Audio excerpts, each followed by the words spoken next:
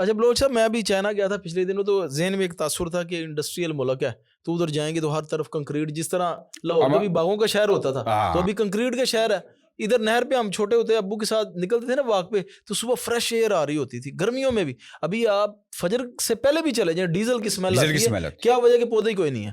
جامن کے درخت ہوتے تھے بہت زیادہ، باقاعدہ ٹھیکے پہ جاتے تھے، ریونیو اکٹھا ہوتا تھا.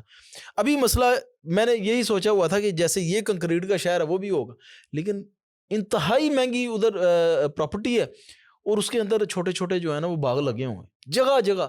اتنی سی بھی جگہ ہے نا کہیں پہ ادھر بھی باغ. حتیٰ کہ میں نے ایک بڑی اچھی چیز نوٹ کی کہ جس طرح ہم نے ٹف ٹائل نہیں لگائی ہوئی جگہ جگہ پہ، ابھی تو آپ کو کچا ملتا ہی نہیں نا ادھر، جگہ ملتی نہیں پکی ہر جگہ پہ کنکریٹ گھروں میں سے نہیں ختم ہو گئے کچے.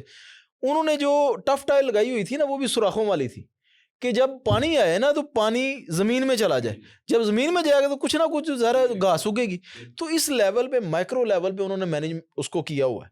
اچھا اس میں نا ایک کردار، سارا کردار حکومت کا نہیں ہے، کچھ ذمہ داری ہماری بھی ہیں. میں نے ان کو دیکھا ہے کہ جو دفتر ہے نا، انہوں نے دفتروں میں جو ہے نا وہ پودے لگائے ہوئے ہیں، چھوٹے چھوٹے انڈور پلانٹس لگائے ہوئے ہیں.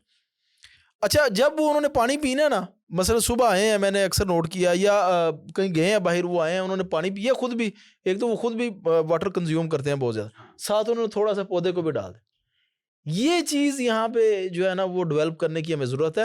اس کے علاوہ وہ پھر یہی ہے کہ ہم گاڑیوں میں سلنڈر لے کے گھما کریں گے.